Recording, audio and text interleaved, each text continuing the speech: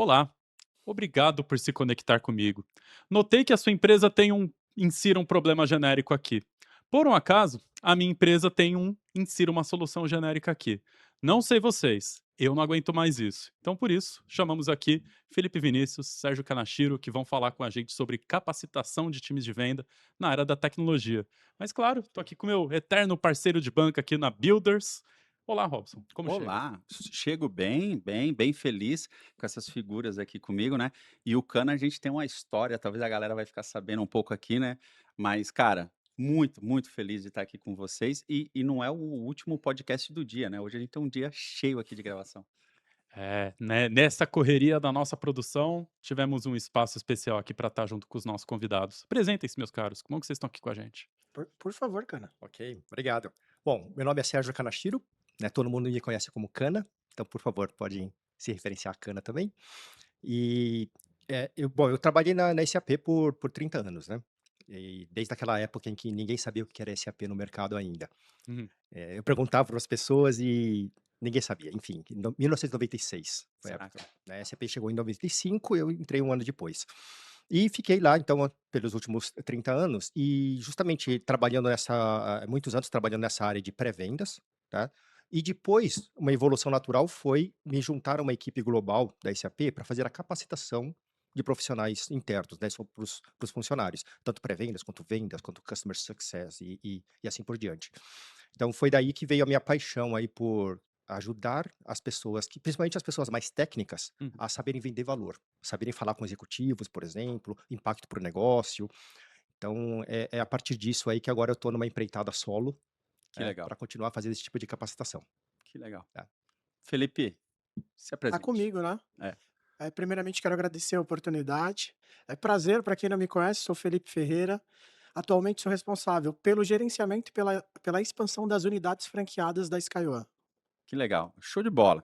Olha só, Sérgio, a gente se conhece dos seus 30 anos na SAP, pelo menos desde 2007 para cá, quase 19, quase 20 anos, né? Tô ficando velho, cara. 2/3 dos 30 anos da trajetória do Não é, Sérgio cara? tem Robson. Tem Robson, tem Robson. É E isso tem, aí. e tem uma coisa legal que eu quero contar aqui muito rápido, né? O Sérgio me influenciou demais, cara. Opa! Muito. Porque um dia eu fui um vendedor, que a Hã. gente costuma chamar aqui de afegão no campo de batalha, um jovem afegão, aprendendo, ávido para aprender, com Fiquei pouco curioso para conhecimento. entender essa do afegão no campo de batalha Esse aí. é o lado B e a uma hora a gente fala disso, Bora falar. né. Mas Tá atrás da paywall. tá atrás. Mas, cara, ele me deu uma ajuda e até hoje ele não sabe, eu vou contar e reconhecer. Obrigado, viu, Sérgio, pela ajuda, mas a grande ajuda foi me ensinar o caminho do self-learning. Ele me ensinou o caminho do self-learning quando ele virou e falou assim: "Ó, Robson, é legal então, cara, dá uma estudada na nota fiscal eletrônica", porque eu Uhum. como vendedor eu queria um atalho, né. Aham. Eu já achei que eu ia chegar lá, ele ia me dar a fórmula pronta para eu vender nota fiscal eletrônica, mas ele falou 2 coisas que me ajudou, uma foi essa, e a segunda ele falou: "É o produto que eu mais mostro". Eu falei: "Opa, se ele mostra muito e ele é o pré-venda, E eu tenho que estudar sobre? eu só preciso saber para quais clientes ele está mostrando que aí eu vou vender, né". Uhum. E aí ele a terceira coisa é legal, ele falou: "Contas globais". Tava Falei: lembrando disso agora. "É". Aham. Aí eu falei: "Cara, contas globais, cara, quem trabalha com contas globais?". Ninguém queria contas globais. Aí eu me especializei em vender nota fiscal eletrônica em contas globais, além de ter construído uma parte do meu patrimônio, me tornei referência por causa dessas dicas do Sérgio. Olha aí. E é o impacto da educação, né. Ele já educava, né, talvez eu não sabia que isso se chamava educação, mas ele me ajudou muito na minha carreira, então Mas uma fica um coisa legal é reconhecimento. você lembrar disso tudo depois de anos, né? É, Então, o interessante é isso, é a gente conseguir, né, levar, carregar esses aprendizados pro resto da vida. é isso, perfeito. Bom, meu amigo, Os vamos lá. mentores ficam, né? As mentorias ficam, né, os Sim, conselhos que sim. você nem tá ligando muito, assim, tá falando quase que no automático, né, a pessoa ouve e lembra disso por muito tempo, né. É verdade. Exatamente. É, Exatamente. o que fica nas pessoas é o impacto que a gente causa nelas, né. Falou Bom, bonito. pensando no mundo de tecnologia e nesse mundo que você domina, que é o mundo da pré-venda e da capacitação, e vamos colocar assim de simplificar o complexo, Uhum, né? perfeito. Porque sistemas de gestão empresarial, inteligência artificial, tecnologia, em geral, para muitas pessoas é um assunto complexo, né? E isso tem aí algumas técnicas, alguns, eu não vou chamar de segredos porque todo mundo pode Uhum. aprender, né? mas que facilitam isso e que ajudam essa pessoa de vendas ou pré-vendas a aumentar as taxas de conversão, né. Então minha pergunta para ti nesse momento é o seguinte, né, eu sou desenvolvedor ou eu sou um técnico, eu adoro o que eu faço, gosto de brincar com as minhas tecnologias, né, mas aí eu tenho um cliente do outro lado que não está nem aí para isso. No final ele tem um problema, né, um problema de negócio que ele precisa resolver, e eu tô do lado de cá que quero fazer a venda da tecnologia que eu acredito que resolve o problema de negócio dele, né. Uhum. Cara, como transformar esse negócio das funcionalidades ou dessa complexidade numa coisa mais fácil do cliente entender e transformar isso em valor para o negócio? Tem um conceito que é chamado de maldição do conhecimento, Maldição do né. conhecimento. Significa o seguinte, uma pessoa que sabe muito, ela tem dificuldade de se colocar no lugar de outra pessoa que não sabe daquele assunto. Uhum. É difícil ter aquela empatia da pessoa que não tem informação. Então, muitas vezes, quem conhece demais tem uma bagagem tão grande que faz um despejo de informação, né, sobrecarrega, faz um exagero de passagem de conhecimento e a pessoa do outro lado não capta tudo isso, né. A gente costuma fazer uma analogia do tipo: "Olha, eu tenho aqui um prato de macarrão, de espaguete, eu jogo na parede e espero que algum fio grude". Então você despeja muita coisa esperando que o cliente capte alguma coisa, né, ao invés de ser mais assertivo. Eu digo assim, não é despejar, é você conhecer o cliente, saber exatamente das dores, principalmente dores de negócio, não dores de tecnologia, para você ser assertivo, para você ter um foco de laser realmente, e identificar, priorizar aquilo que de fato o cliente está na agenda dele. Certo. Tá? Perfeito. Então isso seria, ó, acho que o básico aí para se começar, para evitar o despejo de informação, né, controlar a sua ansiedade porque você conhece demais, E você quer mas passar tudo que você acumulou? exatamente. Outra Perfeito, analogia que eu uso bastante é dizer assim: se você fosse um cozinheiro, não é sobre o quão rápido você consegue cozinhar, é quanto a pessoa consegue comer. perfeito. Então, eu tenho certeza que todo mundo aqui consegue cozinhar muito mais rápido do que alguém é capaz de comer, Sem dúvida, mas precisamos respeitar o ritmo da outra pessoa também. E isso é ter Claro. Do outro empatia, né? lado. claro. E o estômago tem um tamanho. O estômago tem tamanho. Ele tem um tamanho. Exatamente. Então não adianta tentar enfiar mais do que cabe. Tem uma pequena estratégia que eu aprendi com o nosso CTO, com o Renan Sanches, que é a tal da humildade intelectual, Como que é isso? né. Então, fazendo um paralelo com o que o Cana trouxe, né, quando você adquire muito conhecimento, você para de escutar, né, e a partir do momento que você para de escutar, você perde a percepção e o tato daquela conversa, né, ela acaba se tornando superficial. Perfeito. E com a humildade intelectual, você está sempre aberto a aprender, claro, a ensinar, né, mas principalmente a aprender. E uma coisa interessante que você falou, né, porque muitas vezes quando a gente conhece demais, a gente começa a ouvir metade da pergunta do cliente, a gente já sabe a resposta, a gente já quer, né, fica ansioso de dar uma resposta. E se a gente ouvisse realmente tudo que o cliente tem para falar, o contexto era outro, Com e a certeza. gente no meio da pergunta a gente dá uma resposta que não tinha nada a ver com o Exato. que Sim, o cliente perguntou, sim. né? É a nossa ansiedade também por querer agregar valor, talvez pela velocidade de agregar valor, isso Sim. acaba atrapalhando também. Acho E que hoje a gente faz isso automaticamente, pega o WhatsApp. Tem pessoas que colocam no vezes 2, nem termina de ouvir e já tá respondendo, né. é, Acho que tá meio, né, absorvido isso, se tornou comum. Sim, é. sim. Ô Sérgio, olha só, tem uma coisa interessante que eu já discuti com esse rapaz aqui, em algumas ocasiões dentro do negócio, né, que você fala Muitas vezes. algumas vezes, que você chama de, customer discovery, Uhum. né, a gente chama de customer development, mas é a mesma coisa, né. Certo? Entender ali as dores do cliente para você poder fazer uma proposta, né. Muitas pessoas acham que a proposta é o documento que você entrega para o cliente.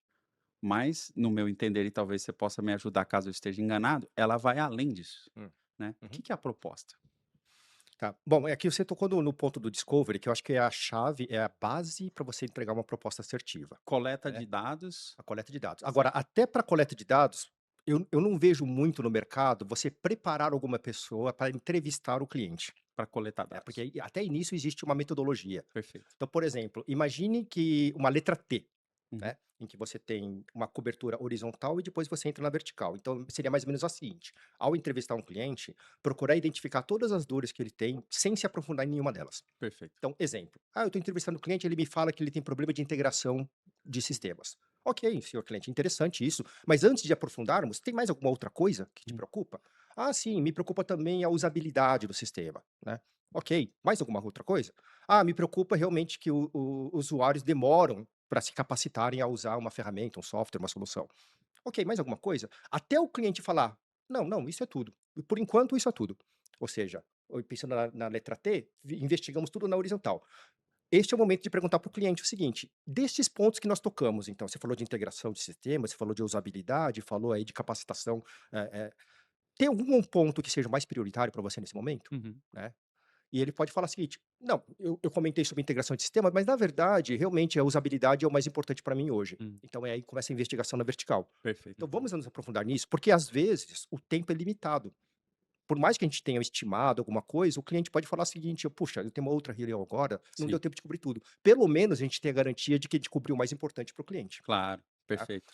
Então, esse modelo T faz parte de uma metodologia, se a gente pensar bem, e a gente consegue ser muito mais assertivo. E na hora da montagem da proposta, como você falou, né, que a proposta não é simplesmente um papel, realmente. É. Vai desde um convencimento do cliente, seja verbal, visual, até você formalizar através de um documento. Porque uma coisa que eu aprendi uma vez, isso vindo de um treinamento de uma fonoaudióloga, Olha, que olha só. inclusive presta serviço para Globo. Olha, Né? que Ela legal. chegou a falar o seguinte: comunicação ela é verbal, a escrita é documental. Perfeito. Então você conversa verbalmente, entra no acordo e você documenta através da comunicação verbal, escrita. Isso ficou na minha cabeça. Faz sentido. Então, acho que a Muito legal. proposta é todo esse contexto realmente. Né? Bacana. Ó, eu vou trazer o Felipe para o assunto aqui, Fê. O Fê já me viu fazendo demo. Eu Já. nunca te contei, mas, cara, eu sou um exímio demonstrador, né? Uhum. É bom, ele E é é bom. e é uma coisa que eu aprendi recentemente, nos últimos 5 anos. Eu me reinvento a cada 3 anos, 6 anos, não sei, mas eu tô me reinventando. Todo ano de Copa tá reinventado. É legal, cara, esse é um ano de Copa, né? Vem aí. Agora é o vibe coding, né? E nós vamos falar disso também. Bom. Mas eu me considero um exímio demonstrador, porque uma das coisas que eu faço no início é um pouco do que você falou. Eu vou lá e escuto um pouco o cliente. Cliente, conta um pouco para mim, por que que você está aqui ouvindo, por que que eu vou fazer essa demonstração para você, o que está acontecendo na sua empresa e tal. Aí ele conta lá as coisas, eu pego uma das coisas que eu entendi que é a mais importante e eu começo demonstrando aquilo para ele. Né? De alguma forma eu aprendi isso contigo, porque a gente só mostrava às vezes um processo do SAP. Uhum. E o bagulho é enorme. Sim. Dá para ficar um mês e provavelmente não mostra tudo. Então imagina Uhum. uma demonstração que é de uma tecnologia dessa, né? Nesse sentido, eu quero trazer o Fê para perguntar para ele sobre storytelling, né? E talvez aí a tréplica cai para você. O storytelling, para muitas pessoas, é só contar uma história, né? Mas todas as histórias, elas têm eu vou chamar de personagens. Uhum. Ela tem o herói, ela tem o bandido, né, o protagonista, o antagonista, ela tem uma mudança de status, né, então tinha um status antes, tem um status depois, o cara tem que se enxergar ali dentro. Então, a história é importante nas vendas, mas a gente percebe que os vendedores não sabem contar histórias, em geral. Ô Fê, o que que você acha que pode impactar mais nesses tempos da inteligência artificial, né, a criatividade da contação de história de vendas? Ou seja, podemos usar a IA para isso? Ou a IA vai atrapalhar isso? Perfeito, Robson. Eu acredito que a IA, ela vem num sentido de dar mais organização e clareza das informações. Porque a partir do momento que você utiliza a ferramenta, né, para estruturar tudo que você coletou, por exemplo, no Discovery, você tem uma mensuração do que você deve ou não deve abordar. Porque dentro de um storytelling, o que é muito comum é que você se perca e automaticamente aquela pessoa que estaria conectada com você, ela deixa de estar. E aí, cara, aí o Entendi. resto Perdeu vira a história. conexão, perdeu Exato, todo o resto. Entendi. exatamente. Agora, a gente poderia usar a IA até para testar a história, certo? Porque Sim. Sim. que a Ela pode IA, ser um termômetro, ela né. pode ser um bom sparring, né? A Sim, gente chamava de role play, né? Que é quando você tem uma outra pessoa para fazer um processo de aprendizagem, né? sim. E a IA, ela pode ser essa ferramenta, mas tem um problema que talvez o Sérgio vai ajudar a gente a resolver, né? A IA precisa de um tal de contexto, né? Sim. Eu tenho que dar uma contextualização. Precisa treinar esse agente de IA primeiro, antes de começar a pedir respostas para ele, porque, por Perfeito, exemplo, storytelling, tem vários frameworks de storytelling. perfeito, Existe a jornada do herói, existe a ação e reação, existe contrastes, enfim, tem várias escolas de storytelling.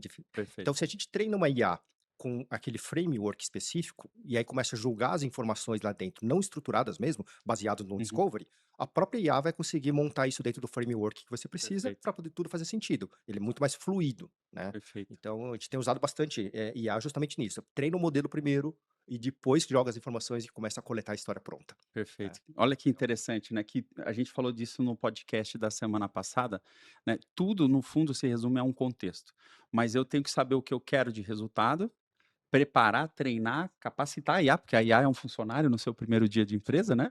Ela não Exatamente. sabe o que Todo você dia. quer, ela não sabe como a empresa funciona. Você tem que treinar e capacitar ela, fornecer os dados, e aí o output vem de uma forma mais adequada Uhum. para a sua necessidade ali. Mas sabe uma coisa que eu observo também, Hum. já que você falou que é um demonstrador profissional de produtos também? Eu vou demonstrar para você vai ver. Tá, tá.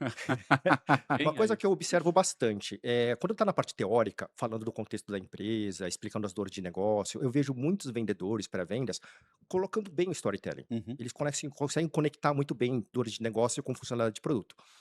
Algo acontece no momento que eles fazem a transição para começar a entrar na demo. Vira Ah, features and functions. aí Uhum. Então, chega na demo, ele não conecta mais com o chega na negócio. demo, ele começa, eu estou clicando aqui, estou clicando É, lá, estou abrindo esse relatório e fica operacional demais, né? perfeito. Então, uma coisa que eu busco em apresentações e demonstrações é continuar a história, Uhum. né? E principalmente é interessante, assim, um efeito que eu vi. As pessoas, quando começam a demonstrar, elas ficam narrando o que estão fazendo só. Perfeito. Então, mas o cliente está vendo o que você está fazendo. Claro, O cliente está vendo que você está clicando aqui, o cliente está vendo que está abrindo o relatório. E você continuar narrando a mesma coisa. sim. Perde-se a oportunidade de se colocar no papel do usuário, por exemplo, e começar a compartilhar na história o que o usuário estaria se sentindo naquele momento, É, o que o usuário estaria pensando naquele momento. perfeito. Poxa, eu estou abrindo esse relatório, realmente eu não preciso contratar mais pessoas porque o headcount aqui está bom comparado com as receitas. Olha que bom, eu não preciso contratar mais gente, eu não preciso pedir Uhum. orçamento para o meu CFO. E inclusive decisões de negócio que ele estaria tomando ao navegar numa ferramenta, que é o mais importante, porque as decisões que aquele usuário tomaria naquele momento é o que vai impactar no valor para a empresa, né. Certo. E a gente numa demonstração, a gente acaba perdendo a oportunidade de falar disso. Eu acho que a Perfeito. história, ele tem que ir além do que está na tela, Entendi. né. E Aquilo que o YouTube não mostra. Aquilo que não mostra, exatamente. cara, é muito legal esse discurso, né, de você entrar ali na mente do cliente, enquanto você está apresentando e ele se sentir parte do negócio, que é um pouco que aí acaba provocando com o sistema de guessing dela, né. Falamos aqui da importância, né, da capacitação do vendedor, um pouco do pré-venda, porque você trouxe ali a questão da demonstração, do O discovery, né. pré-vendas é um vendedor, se a E gente o pensar pré-venda bem.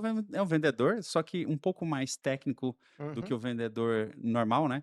E você tem aí, muitas vezes, uma fricção entre essas 2 pessoas. Aqui tem, em outras empresas que eu trabalhei tem, eu sei que na SAP tinha também, porque eles são parte do time de vendas, às vezes são medidos até de forma diferente, Sim. né, mas o objetivo é o mesmo, que é encantar o cliente para o cliente comprar, Uhum. mas tem fricção. Como é que a gente faz para que essa fricção diminua? Ou que os caras realmente deem as mãos para fazer a coisa acontecer? Eu acho que precisa ter primeiro um alinhamento com relação à forma de métrica, né. Certo, Existe aquela frase que diz, "Diga-me seu KPI que eu te direi quem és", perfeito, porque isso influencia no comportamento realmente, né. perfeito. Então, eu acho que pensando e empresas que realmente pensam em cliente em primeiro lugar, o customer centric, eles precisam ter realmente um alinhamento de métricas. Perfeito. Eu sei que pode ser utópico, pode parecer utópico, mas eu não vejo uma forma de sair do outro lado se não começar com esse tipo de alinhamento, Certo. tá. E tendo isso, aí é realmente a conscientização de trabalhar em equipe, de que cada um sabe exatamente o seu papel, aonde que Sim. um se complementa, mas tendo a mesma estrela, né, do norte aonde Uhum. direcionar, a e aí o alinhamento ocorre naturalmente, Perfeito. né. E eu lembro que e aí eu vou trazer para o Fê essa daqui, né, na época que a gente trabalhou junto, né, eu aprendi muito sobre processo de vendas Uhum. e processo de compras, porque lá na SAP a nossa metodologia era um sync das 2 coisas, né. Não sei como foi nos últimos anos, mas na época que eu estava lá era assim, chamava Sync Cell, né, que é a sincronização do ciclo de compra com o ciclo de vendas, né. E aí Fê, trazendo para você aqui que lida com franqueado e o franqueado lida com o cliente final, né. Sim. Como que você faz para garantir que a gente esteja sincronizando, então, o processo de compras, né, e o processo de vendas através de um terceiro? Que esse é um outro desafio para o fabricante e a gente é um fabricante aqui, né. Excelente pergunta, Robson. Eu acredito muito no poder do processo. Hoje, na SkyOne, nós temos um processo de acompanhamento que possui ali internamente conexões e reuniões semanais, tem uma conexão direta dia a dia, e tudo isso pautado dentro de uma ferramenta de acompanhamento que atualmente nós utilizamos no nosso CRM. Entendi. Porra, legal, né, e processo tem tudo a ver com a coisa da repetição, de Uhum. ficar bom em alguma coisa, Sim, né. sim. E aí para passar a palavra para você e daqui a pouco a gente vai ter aquele momento, inclusive. Aquele? Aquele momento, mas eu não vou dar o spoiler ainda, vamos dar mais uma pergunta aqui para o Kanashiro, a gente chega naquele momento, né. Eh, cara, qual é o negócio, né, do processo? Por que que o processo funciona Tá. e por que que em algumas empresas não funciona? Bom, deixa eu comentar com relação ao processo de capacitação, porque eu sei que você falou do processo de compra do cliente e o Sim, processo de venda, né? show, Também tem que ter esse também. elemento, tem que ter a metodologia. Agora, como que a minha área é mais da capacitação, também tem que seguir um processo. Certo. E quando eu falo de capacitação, muita gente confunde com treinamento. Sim, Que treinamento é um dos componentes da capacitação, porque se a gente pensar em processo, um dos frameworks ou de matriz, né, que eu sigo de aprendizagem é a matriz 10-20-70. uhum, Ou seja, treinamento, que é o primeiro capítulo da história, ele só fornece informação, ele só capacita 10% do que a pessoa precisa saber. Olha só. Os outros 20% vêm de coaching, vêm de mentoria. O acompanhamento de alguém mais experiente, né, acompanhando alguém que está dando os seus primeiros passos pós-treinamento. Porque a gente sabe que se não tiver isso, a pessoa é capaz de voltar para o seu dia a dia, voltar para os velhos hábitos e não adotar nada sim, daquilo que foi abordado durante o treinamento. Uhum. Os outros 70 é on the job. é fazer. É a pessoa Ah, tentando, massa. errando sozinho, tentando fazer, né? E aí É como ousar que fazer aquilo que não fazia antes. usar fazer aquilo que não fazia antes, ou seja, chega um momento em que o mentor, ele deixa você, solto, né, você vai Sim, sozinho agora, vai aprendendo do seu jeito. E isso representa 70%. E aí eu vejo muitos programas ou metodologias ou processos de capacitação focando só nos primeiros 10%. Certo. entendi. E Eu dou um esquece o resto. treinamento, vou embora, vou para a próxima, se precisar de novo me chama, e fica nisso. Isso, Então, eu acho que o processo faz toda a diferença, porque se não tiver realmente endereçando, né, os outros 90%, a chance da pessoa conseguir realmente. Porque, assim, se a gente pensar nos 10, 20, 70, isso também está ligado ao CHH, que eu chamo. Primeiro, você tem o conhecimento. O treinamento traz o conhecimento. Uhum. Os outros 20% é para construir a habilidade, o skill. Certo? Porque você precisa praticar, sim, praticar, praticar, até você considerar que você tem a habilidade necessária. Errar, né. Entender onde errou. Os outros 70% vêm do hábito, ou uhum, seja, o CHH. Então você precisa construir aquilo virar um hábito, virar quase que um instinto. Você faz sem pensar muito e já está fazendo, perfeito. né? Mas para chegar lá, tem que seguir o processo. Perfeito. Olha só que louco, cara. Que louco isso, né? Porque inconscientemente você segue um processo depois que você aprende isso, né? E é por isso que até hoje eu me considero um excelente vendedor, porque eu aprendi isso lá na época com o Sérgio e com os outros pré-vendas da SAP, porque o time sempre foi muito bom lá, né? E é E- muito fácil ficar nessa zona de conforto dos 10% é, ali, né. é. Sim. E esse rapaz aqui, ele é doutorando de educação. Opa. Então, ele vai fazer um one-on-one com Ó, eu vocês aí tô chovendo depois. no molhado aqui, então. Ah, jamais, jamais. Mas Quem ensina também aprende, né. aqui na Builders, a gente é adepto da andragogia Uhum. e nós temos uma metodologia, né, um processo de ensino que prioriza o aprender na prática, né. A gente tem conteúdo gravado, entregue como esse daqui, né, tem também os exercícios e tem também o fazer, né, e a gente tem um processo de acompanhamento também. Então, a gente está muito em linha aí com a capacitação que você comentou, né. Uhum. Mas a gente tem que chegar naquele momento. Aquele momento. Que Aquele momento, momento. que É o momento. momento aonde vocês vão trazer um hack. Cada um vai trazer um hack que Aqui tem processo também. que Todos os tem processo. episódios, Tem um os hack, nossos convidados são desafiados a falar o pequeno hack para uma grande escala. pequeno hack, que gera valor para você, que aumenta a sua produtividade, não precisa ser uma coisa tecnológica, não, mas que seja de valor para quem está assistindo a gente. Fê, começa contigo, qual o seu hack? Claro. O meu principal hack hoje calma aí. É pequenos hacks? Grandes Grandes escalas. escalas. Perfeito. O meu hack, Robson, ele é simples, né, muito fácil de ser implementado, que é a organização, tá. A gente falou aqui muito sobre processo, sobre capacitação, eu acredito que muitas vezes a gente não consegue entregar o arroz com feijão. Então, quando eu falo de organização, eu estou falando de respeitar o processo. Uhum. Trazendo isso para o nosso ambiente de vendas, é entender que o momento do discovery é o momento do discovery, ali eu não estou vendendo absolutamente nada.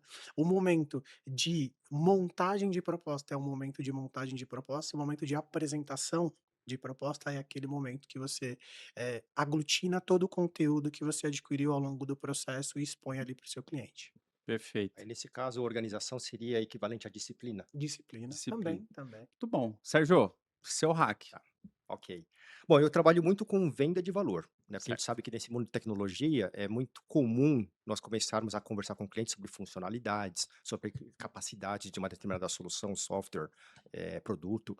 Mas na venda de valor é importante destacar qual é o impacto para o negócio, certo?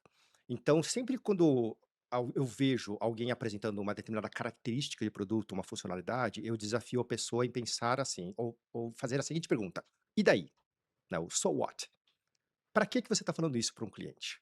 Né? Qual o impacto que isso vai gerar? É como se tivesse um anjinho do teu lado e que constantemente, a cada coisa que você fala, um anjinho pergunta: e daí? Por que isso importa para esta pessoa em particular? Né? Um exemplo, você pode falar o seguinte: o meu software é de fácil uso, a usabilidade é muito boa, é user-friendly e assim por diante. Mas isso é uma característica. Né? Perfeito. Qual que é o impacto? So what? E a gente pode pensar o seguinte: bom, se ele é mais fácil de usar, provavelmente o treinamento para capacitação de usuários para saber usar aquela ferramenta vai ficar menor. Se é menor, tem menos custo. Perfeito. Né? E se tem menos custo, também provavelmente vai ter menos erros de utilização. Então tudo isso vai baixar o custo. Sim. O so what está respondido nesse caso. Né? Perfeito. Uhum. Então sempre, qualquer coisa que a gente estiver se comunicando, é sempre pensar: e daí? E Perfeito. daí que eu estou falando isso? Né? Pensando em benefício, pensando em valor e não em característica. Olha só que legal, né? É muito parecido com um que eu uso o método socrático das 3 perguntas. Perguntar por que 3 vezes para chegar ali no âmago das questões, né? Tem quem pergunta 5, né? Tem também, tem isso também. Bom, mas chegamos Por quê? naquele momento, terminamos aquele momento. Você quer falar mais alguma coisa? Não, eu pergunto pra você agora que tá me escutando. Por quê você tá ouvindo a gente? Pra melhorar seu trabalho? Por quê? Ótima Pense pergunta. nisso. Mas vou deixar um pedido para você que está ouvindo a gente. Cara, compartilha, traga seus amigos, traga seus colegas, porque esse conteúdo que a gente está fazendo para você, cara, se você fosse pagar, ia ser muito caro. E a gente está disponibilizando aí para você conteúdo de altíssimo nível, sem custo nenhum, nas redes sociais e no Spotify. Traga mais gente para escutar o Builders da Sky One. Curta, compartilhe, comente. Nos vemos por aí na comunidade. É isso aí. Valeu. Valeu, pessoal.